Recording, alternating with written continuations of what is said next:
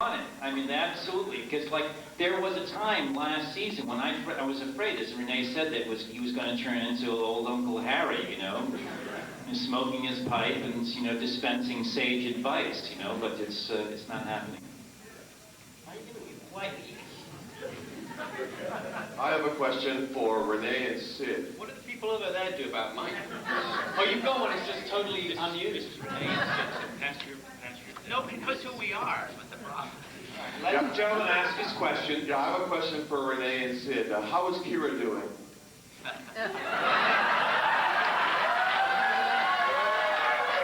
you can ask him how Nana is doing. Ask me how Kira's doing. There was a time, I have to say, it was like, I've got to work with Rene, she says, coming home one night. I don't know about this whole love affair thing. It's just not going to be my cup of tea. This guy's like a bucket. And what worries me is that now it's like, well, Rene thinks that the best, Rene's favorite play is, Rene's favorite color is, Rene's idea about this is. Well, I'll tell you, he's having a lot more fun with Kira than I do not know that. I guarantee you. That's what she says. Oh, this could get very ugly. The guy in the big coat is my private detective. People have asked me at conventions, well, what was it like, when you had to kiss a visitor, in front of Sid. Well, Sid actually wasn't standing around on guard that day. Believe me, Sid doesn't come to the set when he doesn't have to come to the set. We're lucky to get him to the set. But, so he wasn't there. And the truth is, there's something very weird about having it's easier to do a love scene with a stranger than it is to do it with someone who is, just a friend. And it sort of gets a little weird feeling. And we looked at each other before we did that scene. We said, come on, we're pros. We can handle this. And of course, I had this rubber face on, so it's the safest kiss that could ever happen.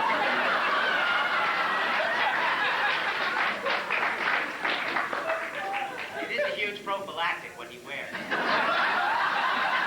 I think they understood that. I wanted to make it clear for my fans.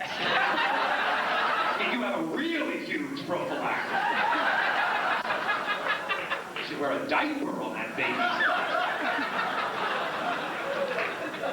That's why we're separated, you see. But in the makeup trailer, it's that way too. The first season, we sat next to each other in the makeup trailer, and then they separated us because we never stopped talking and bickering with each other. Hate each other. Hate each other.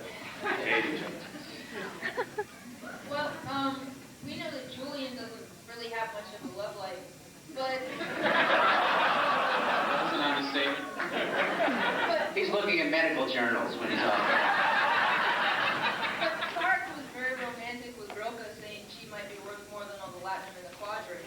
And Odo is incredibly romantic with Kira. Who do you think is the most romantic character?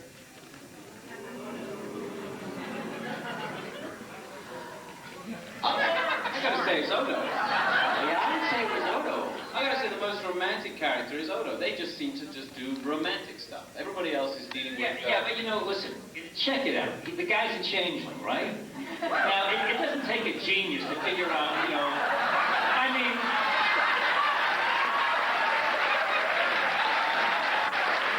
We're talking about beyond lucky here. He can hold his shape for 18 hours. And then he has to disappear. Perfect lover. That's why he wears a prophylactic on his face. Moving on. Okay. Yeah, go on, jump in, ma'am. I'm trying, I don't think I can follow that. My question is for Mr. Auberjonois. I'm from Salt Lake, and I was really disappointed because the first time in my life I got a front row center seat for Don Juan in Hell, and now you couldn't do it. It wasn't my fault. It was Ed Asner's fault. I know. He went off on a cruise, and he didn't go. And so, since he was our big star, I mean, I'm really thrilled that you guys would be here, but Ed Asner was the big drawing ticket, and so when he dropped out of it, we'll do it again, and we'll come, and please do come and see it, because it's a good evening. This is a show called Don Juan in Hell, which Ed Asner and Harris Yulin, and we've done it with various different people, Cherry Jones and Mira from Babylon 5, and so... I'm really looking forward to it. Good, So. thanks a lot. I just want to say congratulations to Julian Bashir, Alexander Siddig on his new baby. Thank you. And I want to know if any of you... It's not so new now. It has a 5 o'clock shadow. I want to know if any of you could change your character in any way. What would you do with your character? I don't know, because I have been asked that before, and it's a question that most actors have an answer for, but I don't really have much of an answer for Bashir, because Bashir has always changed in a kind of really organic way. I have no complaints with that character, and I've really enjoyed myself doing the character, and every year something new happens to him. I mean, he becomes genetically enhanced, for example, whether or not that's good or bad, everyone argues about it, it happens. Then he becomes like a private eye, or whatever he is now, this new, slightly part of this insidious group called Section Closet, whatever it is. Section Closet. Something like that. We're like deep undercover anyway. That's all I know. I'm not even allowed to know what it is that we're involved with. But I love the character and I love what he does. And I haven't really got any kind of, there's nothing, there are the things, I mean, you love to say, now he's got to do something bigger and better. He's got to take over a ship. He's got to become a captain. But see, that's not likely to happen with someone like Bashir, who isn't really capable of organizing much at all. His own love life is one moot point that we have. So maybe that's something that might be interesting to maybe... I'm fancying the idea that he gets deeply involved with Kira. Odo becomes insanely jealous and he kills Odo. He's done it once before. He's done it in an alternate universe. Odo was just splat on a wall. Like chewing gum. I was just... No, I don't really have any plans. I'm really just very que sera with the Bashir character. Thanks for Armin. Oh, down here in front. How much more this season will you be on Buffy as Principal Snyder? For those who didn't hear, the question is, how much more of the season will I be on Buffy? Until they eat me. I don't know. I did one episode last week, which was the second episode of their season. They talked to me about a major episode coming up in mid-September. But I'm grateful to Deep Space Nine, especially Steve Oster, our line producer, who's very good about letting all of us go out and do different projects when we have the opportunity. So I don't know. The answer is I don't know. Outside of the series, the Star Trek series, what was the best part that you all had to play? And with the sidebar, Mr. Robinson, what was it like being the villain for Dirty Harry? Well, it was, thank you. At the time I didn't know because it was my first film, so I just thought, all filmmaking was you went in there and you frothed at the mouth and screamed a lot, and had big movie stars, kick the out of you, and then you got paid this enormous amount of money, which at the time, now if somebody offered me a job, well, actually, they, being constantly offered me jobs for that amount of money, these days, so that doesn't apply anymore. It was a great experience. It was actually a life-changing experience for me. I mean, good and bad. But in terms of the work itself, I mean, it was an absolute joy. And in terms of filmmaking, it didn't get much better than that. I'll make it short. The role that I was most taken with and also changed my life was Cyrano de Bergerac.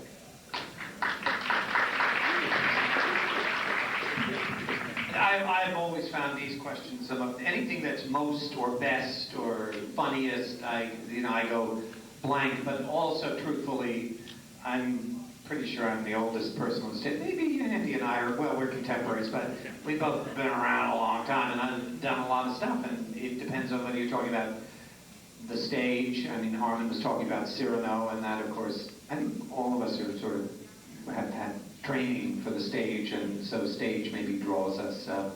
I would say that Molière, doing Molière on the stage was a high point for me, and my first film was MASH, and that was a great experience. And again, just as Andy said, when it's your first film, you think it's always going to be like that. And I had no idea that working with a director like Robert Altman would be such a unique and I knew it was rich while it was happening, but I just thought, well, you know, this is the way it is when you make movies. But so I guess, you know, you go back to that loss of a certain innocence and remember it fondly if you're lucky. Well, other than that, Yes, sir. What your question is? Oh, I'm sorry. Oh man, excuse me. Francis is not going to ask me anything anymore. Ask your name. What is your name? What is your name, ma'am? Her name is Ariana Nerys. Ariana Nerys. There's a beautiful baby down here, for those of you who can't. You can hear her from time to time. And she's dressed as a Bajoran. She is. She's in a Bajoran. Yeah. So she's going to blame me for that. I was in the German kid. Exactly. Fit me like it fits me. Yeah, I only ever had 2 jobs apart from Star Trek, so it's been pretty easy for me to you know, I literally, my resume reads A Dangerous Man, God's Holy War, and then Deep Space Nine, about 100 times. Big Bang, that's what it's called, not God's Holy War. It was like God's Holy War. It was about God's Holy War. No, so I have no real... This is how it goes against the lines on the show. Yeah, my name's Bashir Julian... Wait a minute. Something like that. So I have really nothing to... These guys are the experienced guys, and these are the guys I'm constantly kneeling at their feet to clean. I spend my entire time following them around on set, asking them if they'll give me their advice on this line or that line. And occasionally they deign to give me some advice, you know. Like, just stand up, Sid. Get up, don't crawl. This question is for Armin, going back to Buffy. I love your character as the principal, and it seemed there was a couple episodes where it seemed like there was some secret agenda for you being there, like Buffy's watcher child. Have the producers said anything about they're going to elaborate on that, or? I remember what you're talking about, and I went up to the executive producer, who actually comes to the set every day. Whoa. The executive producer of Buffy, Joss Whedon, comes to the set every day. Just like Rick Berman? Just like God, yeah. And I asked him that question, and I said, what is this all about? He said, I haven't the faintest idea. So I go from episode to episode, looking at the lines, trying to figure it out as much as you are. And I kind of sort of like it that way, because I don't know what to play. There's a wonderful apocryphal, well, it's not apocryphal, it's a true story about Casablanca, that when they were shooting the film, they didn't know how it was going to end. And, remind me, it was the actress in, thank you, Ingrid played it because she didn't know which of these 2 guys she was going to end up with. So she played that she was in love with both of them. And I kind of like that's the way I play principal over at Buffy. All right, thanks a lot. That's actually a great way, I think, to play. And when you're playing a regular part on a series, people always say, do you hope this is going to happen? Do you hope that's going to happen? And it's really, I think, personally, better not to get into that trip and just discover it each week and not know way ahead of time what's going to happen to your character. I've never known and never been privy to it. And I suspect, to a great degree, they haven't really known where it was going. Well, Rick certainly doesn't know where it's going. We like to think that... What, are they going to fire me? Last season. Well, I got another job, so what the hell? We like to think they have a master plan that gives us a sense of security, that somehow they know what's going to happen to the show and what's going to happen to the characters, but really they do not know.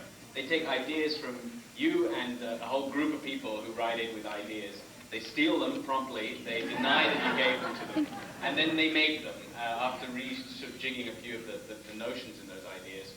And they really, I mean, it's like, for example, the whole Bashir sequence where he became genetically enhanced. They had no idea he was going to be genetically enhanced until it happened, until it dropped on their foot, and they went, oh, that's it, that's what he's going to do. And I don't think they have any notion, particularly with any of the characters. Maybe Cisco, they might have a notion with. And this season, they probably have an idea of what's going to happen with an arc, a span of what's going to happen to the station. I know that one of the executive producers does not want the station to be around after the show is over. He wants the station to be somewhere else, in some other sphere, destroyed into, smashed. Well, because, you know what, and he has an interesting idea, he has an interesting point about that. It's not the fact that he doesn't want, obviously this thing to be there as a symbol of what Deep Space Nine was, but he doesn't want some other show coming along that's called something else, but is obviously Star Trek affiliated, and just moving in. You mean Voyager? What? Is this a gas station? And you might as well know that also, they'll throw something at us, and then they'll watch the performance, and and it's always an interesting decision. It's always the interesting judgment that they make. If they don't like something, is it the performance, is it the director, or is it what they've written? And that's who the hell knows about that one. Although they're I know, if they like something, it's what they've written. It's what they've written. If they don't like something, it's the director or the actor. But then they'll change it. They've turned on a dime. I mean, the whole ZL thing was a good example of that. Basically, just a lot of indecision and a lot of misconception there. And then the one time that I think that Melanie, the last ZL, and I kissed, and our rubber masks got caught, and it was like Plastic Man. As we, it was like a Roadrunner cartoon. Because I was thinking about that when Rene was talking. As our heads came away from each other, our lips sort of like big wad of chewing gum, and then whack. And I begged them not to reshoot it, because that's a Cardassian kiss, but they didn't do it.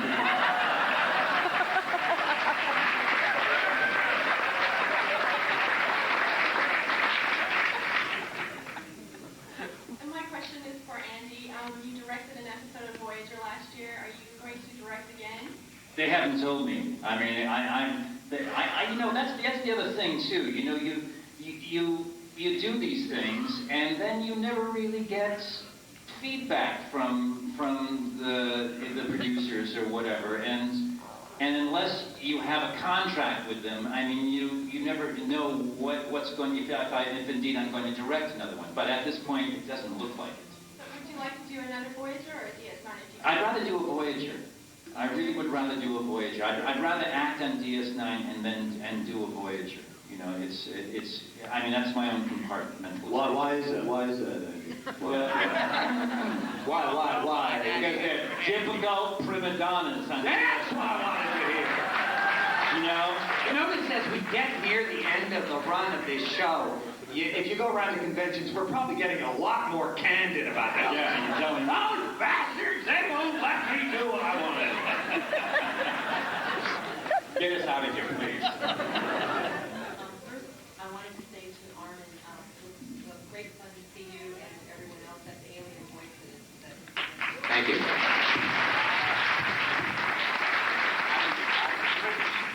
That was very British, yes. Speak British. And my question is for Alan to answer.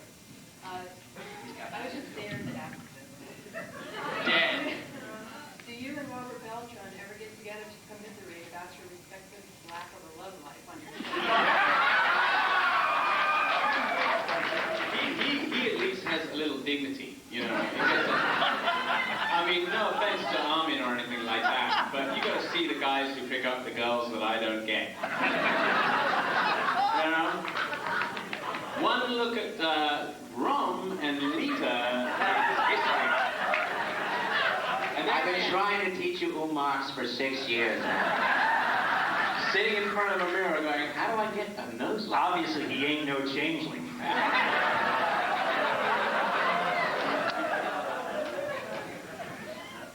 No, we don't commiserate. We don't commiserate, but we should. Hello, excuse my voice, I'm screaming all night. I went to see Halloween H2O and I'm screaming out in the theater. So, I think Deep Space Nine has the best ensemble cast of all the Star Treks. It's my favorite. I would truly miss it when it's gone. Siddig, it took me 5 years to learn your name and then you changed it. And I'm wondering, does it make a difference if we call you Alexander or Siddig? You can call me whatever you like. It was actually a ruse to, one of the problems I had with a name like Siddig El Fadl, which is a very abridged version of my name, was the fact that... could you tell them later? We haven't got that kind of time. It's me trying to remember the names is the hard thing, not me actually saying them.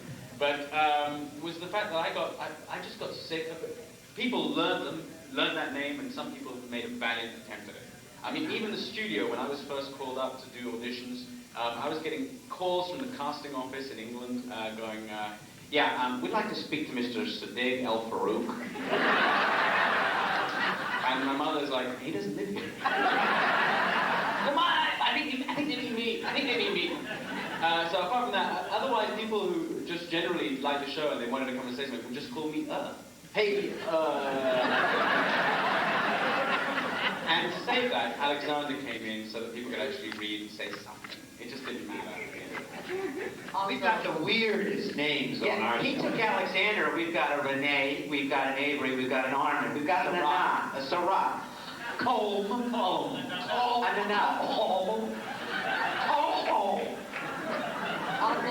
Andrew, will your name be on the opening credits of this season? Oh, you have to answer that.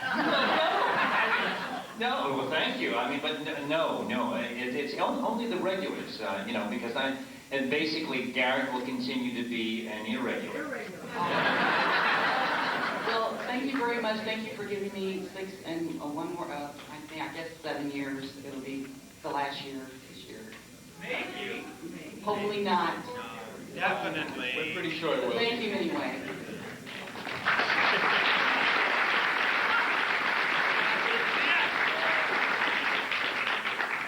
I wanted to thank you for all the great years, too, and I hope we see you on the big screen.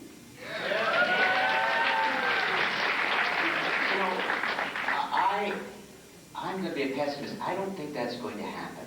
And the others may have different ideas, but I don't think... We may show up as irregulars on TNG movies, but I don't think we'll have a Deep Space Nine. When it comes to money, though, Paramount can make money, and they can put one out, they will. So, if they can make one of the Deep Space Nine movies for under like $200, they might. I just wanted to say I was a big fan of Andy Robinson's from Dirty Harry. When I saw him in the movie, it was the most chilling performance I'd ever seen in my life. And I looked at the credits to see who he was. I thought, I bet he's going to be up for a Best Supporting Oscar. This guy was chilling. And then I didn't hear of him for a while. And then I would see him in shows. A real severe drug habit. Over the years, I went into detox for about 20 years. I would see you in other shows, and I'd say, oh, that's him. I'd tell my husband, that's the guy from Dirty Harry. And then when you showed up as Garrick, I recognized your voice. But anyone that has not seen Dirty Harry, rent it. If you see it on TV, they edit him out, down. You don't realize the chilling performance. So rent Dirty Harry and see what kind of performance that was. Thank you for that. It's very kind. And also, the crack about a drug habit, that's really being silly. But there was one magazine article that did say that, Andy Robinson did have a severe drug habit, which is why you never saw him again, which was like, it was news to me. So now, I joke about that, but I realize it's not a joking matter, so please, and I don't mean to give offense to anybody either who is struggling with that stuff. But thank you. And that's the thing that happens when you give a performance that is, especially when it's your debut, you spend a good part of it. Andy was a very busy actor after that, but he was not necessarily busy doing things that were, reaching that kind of audience. But you spend years because people just buy into that, and they say, well, but that's what he is. They think that's who you are, and it's one of the dangers of this business and that kind of exposure. But good actors just go on and they're doing theater, they're doing Broadway, people, when I finished Benson, I would see people years after, they would say, you're not acting anymore? And I was working like crazy, but I wasn't in their living rooms once a week. And you just can't underestimate that kind of exposure. And as Annie said at the very beginning, the positive and the negative aspect of it. Well, Liberace, that was fun. I mean, that was just pure fun, and was harmless too. Who's going to typecast you as a gay Polish Italian piano player? I mean, not many of those. Who wears funny clothes? Following up on the piano player comment, are we going to see any more Vic Fontaine? Oh yeah, he's coming back for he's already been back this season. I just actually was speaking to him Friday. He's coming back for, I think it's show number 7, which we are sort of calling the Ocean's 11 show. It's not going to be called Ocean's 11, but it's, who was it who was saying we steal the stories? Ira sits there and he says, so this week we're going to make The Defenders, and next week we're going to make, that's the way storytelling is. You take, there are no new stories. You take stories and you put our characters in them, and they take on a new life. And so we're going to be doing the Ocean's 11, and Vic Fontaine will definitely be back. Also, I did have a comment that our club gets together about once a month, and the main thing we discuss is Deep Space Nine. We watch an episode, and every month, every time we see it, it just gets better and better and better. And you guys are doing a fantastic job, and please take that back to the people that aren't here today. One of the reasons for that, after ragging on him so much, is actually Ira Burr, who has been one of the sort of strong visual forces and creative forces behind the show. Although we kill him every week for what he's done and what he does to us and how impossible he is to get in touch with. Since he took over the reins, the show did some stuff, some acrobatics that turned it into really a world-class show, because of a world-class executive producer.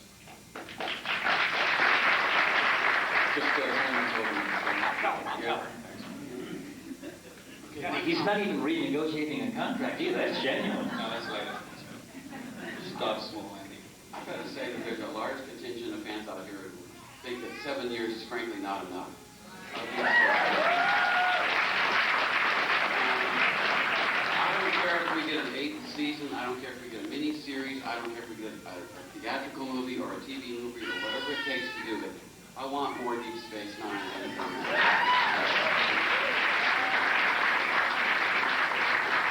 You're talking to 3 guys up here. I mean, who wear these masks, and believe me, I only appear in a fraction of what these 2 guys appear in, and it's something that I would love to do with directors and producers and writers. I would love to throw them in these.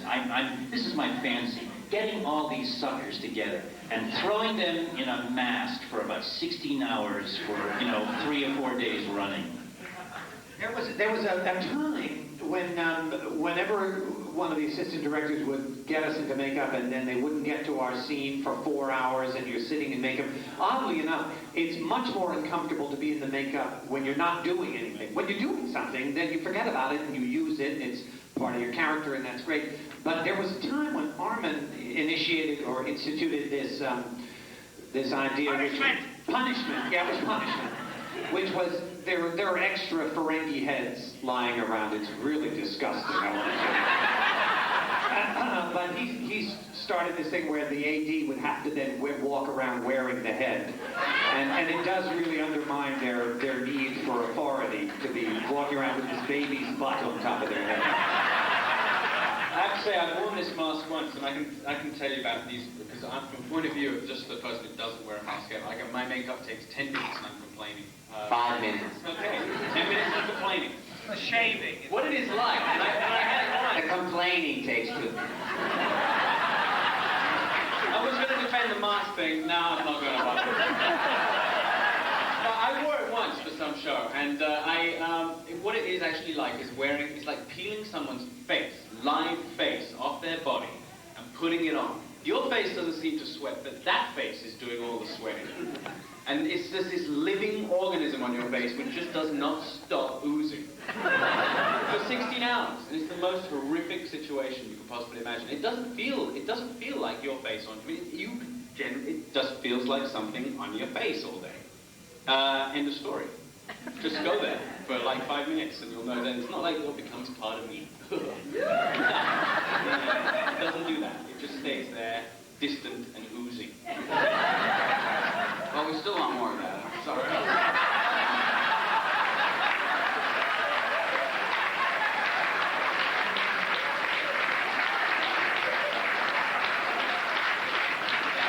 You can tell us how bad it is, but we love it. We're sorry. I do have a question, though, with the coming of the new Dax. I just wondered if you might give us some information about how that character is coming along and working with the new actress. Andy just did a major episode with her. It's really the two of them together. That was our 3rd episode, and so we'll give it to him. Yeah, I mean, she was in the first 2, obviously, but the 3rd episode is an episode that really establishes her on the station in her professional capacity. Again, as the village shrink. So because there are a lot of problems going on with the cast, as I say, the last 7th season, there's a lot of neuroses that are erupting. And Nicole is she is a certified licensed psychotherapist. So they figured they might as well give her a role in it because there is so much that need. Like for instance, Sid the other day. Why did we give him this question? Go ahead, Andy, you finish. No. Really, the guy walked away. He'd had enough. I don't blame him. I've had enough, too. She's a 23-year-old, I think she's 23, yes? 23-year-old actress from Toronto who submitted a tape of a couple scenes that she got hold of, and they liked her so much they flew her down, they saw her, and they've hired her. It's got to be a little intimidating for her. I don't know the reality of it. I don't even know the perception.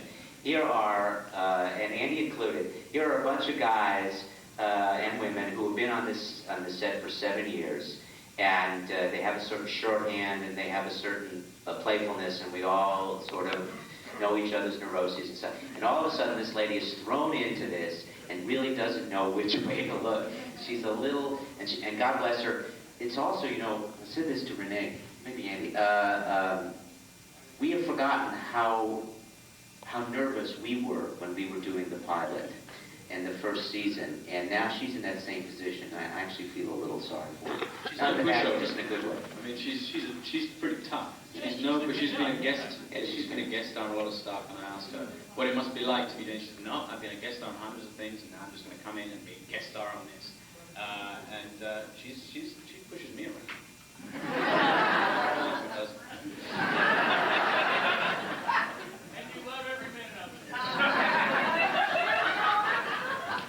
I have a question for Bashir out there. Are you going to have any more storylines like Julian in the holodeck again for your? Oh, no doubt about it. Bashir is like the siphon and on the show for any idea that is totally un-Star Trek that they want to do anyway. So if something happens and the writers all go, "Oh, that's great, my goodness, yeah, well, everyone's stuck in a U-boat." Oh, wait a minute, it's Star Trek. Bashir will be there. He'll be in there. There'll be stuff that happens like that, and it'll all be Bashir. And Armin, what's your favorite rule of acquisition? See, that's like Rene saying the best, but the one I like to quote the most is, I believe, acquisition rule number. Taking this down, Nancy Lee. rule of acquisition number 30, which is treat business associates like family. Exploit them ruthlessly.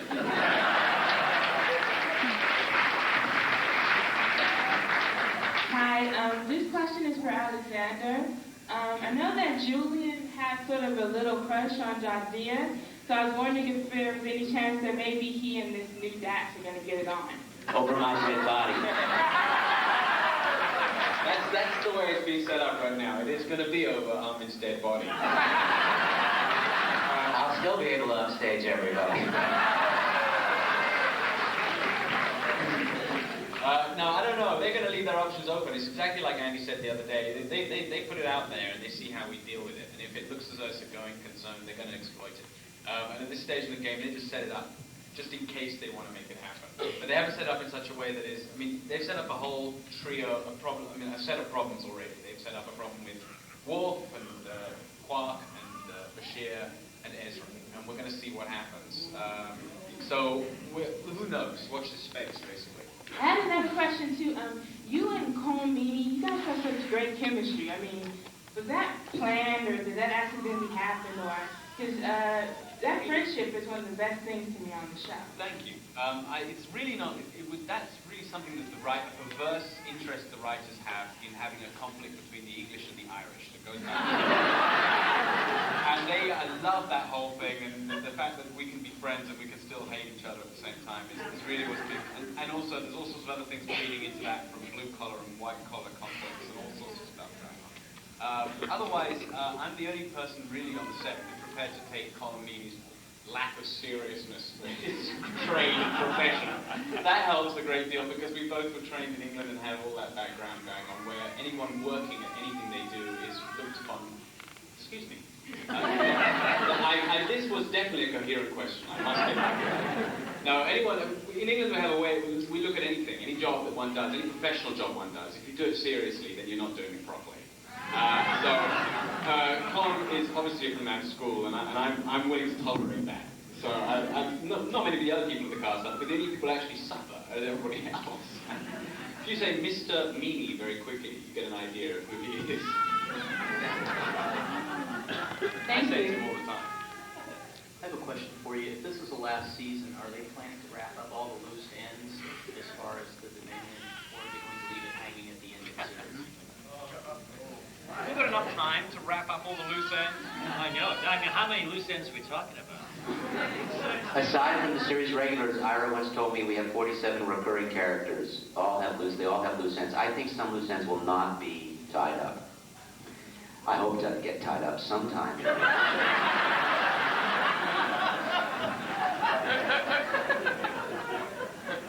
Next question. Hi, how you doing? I have two quick questions. The first one, I run a significant risk of embarrassing myself.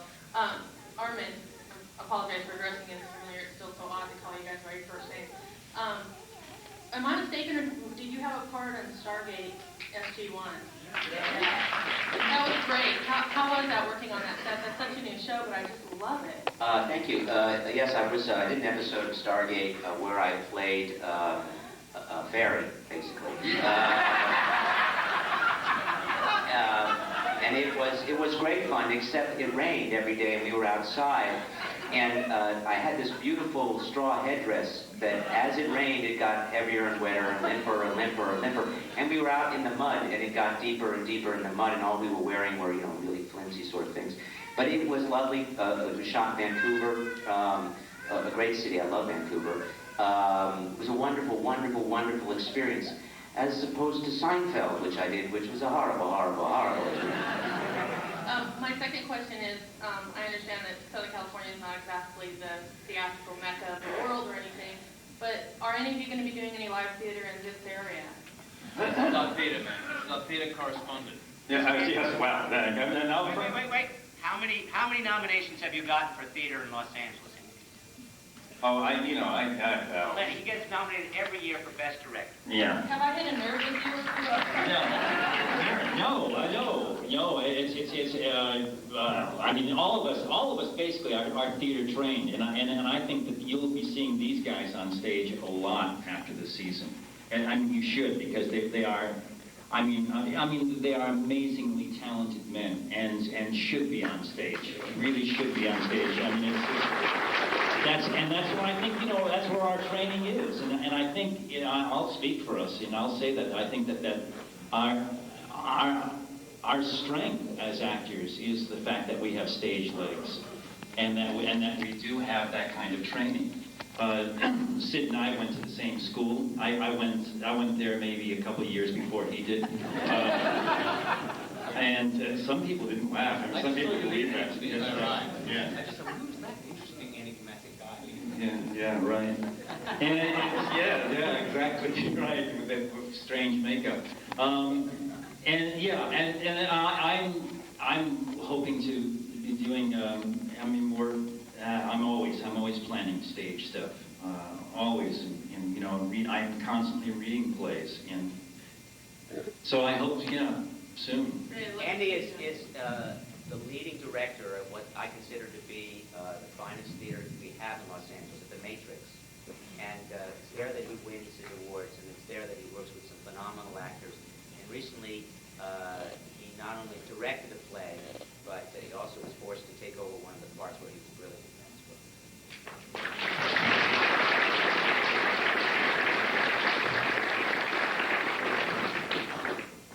And if you come to town and look in the paper of the theater, you'll see who's playing and where. People that are coming in for a couple of weeks, look there. I wanted to thank you for your performances beyond the Red Star. And would you all comment about how it was to play out of character in that particular Star? Beyond the question, I don't know if everybody could hear that, but Beyond the Stars, that episode, and what it was like. Well, I think for Armin and I, it was just a great relief not to have to wear makeup for a while.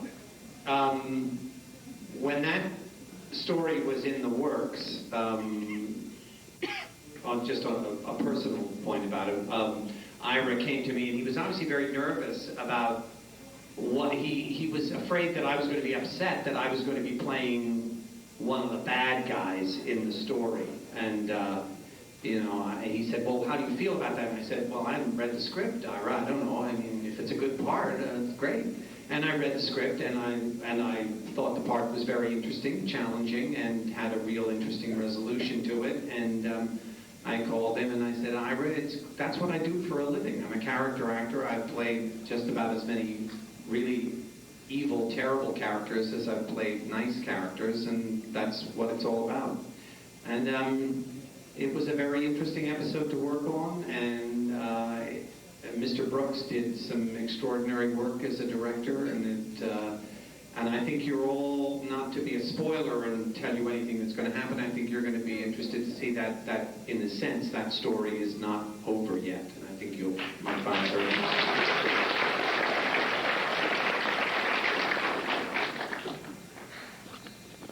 Waiting for a comment from me about that? I had maybe 2 or 3 lines. It was just great to be in the show.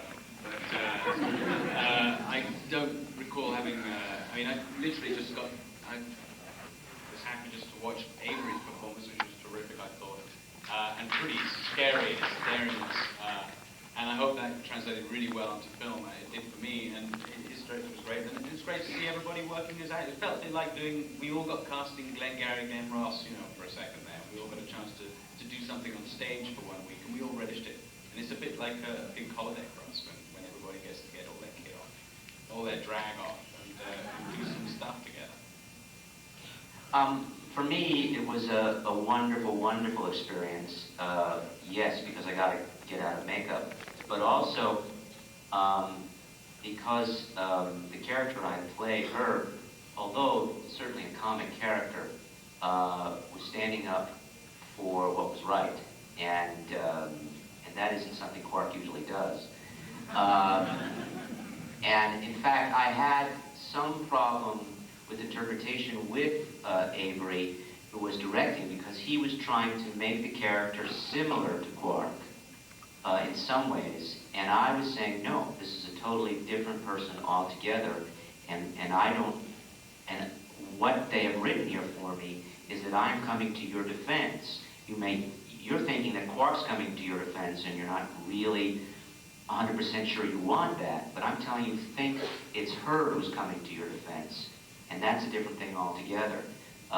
So, you know, as has been said already, it was a chance to play a different character and to a different arena altogether. Right. I'd like to thank you all for giving me characters over the years that I really do care about. I especially love the Quark-Odo relationship. I find it very reminiscent of Spock and McCoy. And I found Far Beyond the Stars an extremely moving experience, and I'd like to thank you for that one as well. I've got a question for Armin. In the early days of Deep Space Nine, you reported as being unhappy about Quark simply being comedy relief. Are you happier now with the way you've been allowed to portray him as a little bit more sinister? No. I'm still unhappy that the dimensions of Quark really haven't changed that much. We know more about him. Yes, we know about his family. We know lots of things about him, but he really hasn't matriculated as much as I think most of the other characters on the show have.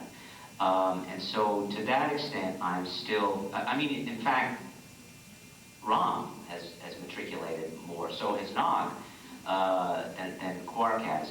And I'm a little disappointed by that. I must say that that the only times that I've really sort of gotten a chance to do things that may not be what the writers specifically want is when these three guys are directing. In each of their episodes, I force them. They've all done Quark episodes. Have you ever noticed that when an actor directs for the first time, they get a Quark episode? And I sort of, you know, really strongly advocated that I do something that wasn't necessarily in the script, and these guys have been terrific about taking the heat and allowing me to do it.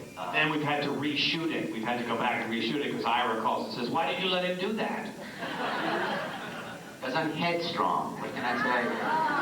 Thank you very much. My wife said to him, "You've got a full head of..." What did she say? "You've got a full head of ear." Yeah, full head of ear. You're not bald. You've got a full head of ear. But, you know, it's an interesting, and I don't know who it's a tribute to, but that gentleman's comment, which is very gratifying about enjoying the relationship between Odo and Quark, because, in fact, it has not been...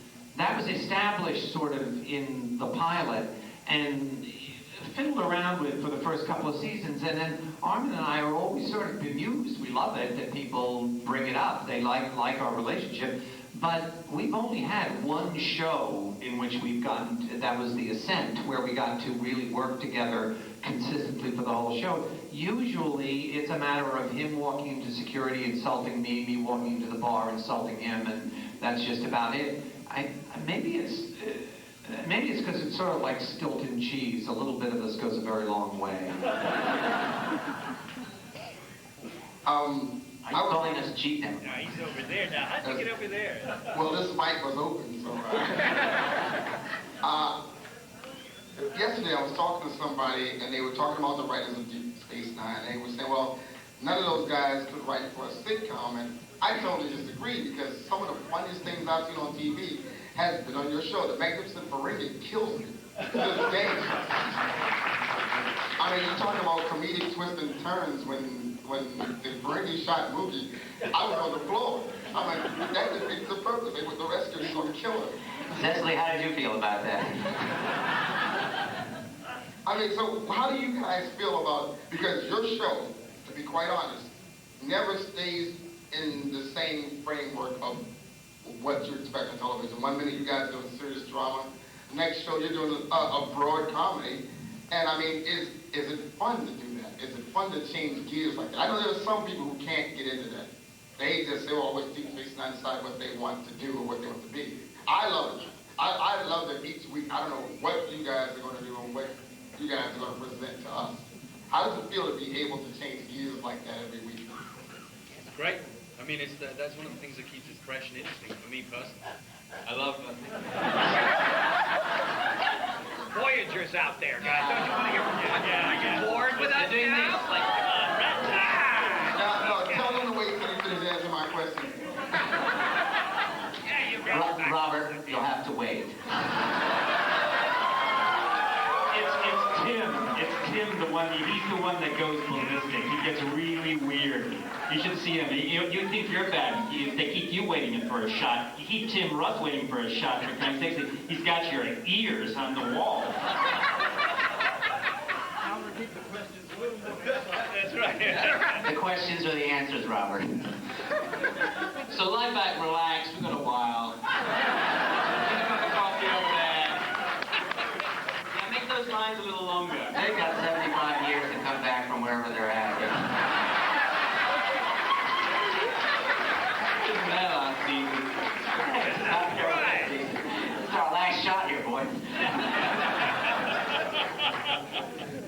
I guess we should just wrap this up. Yeah, I think so. Yeah. Listen, thank you very much indeed. You've been great. Thank you very much.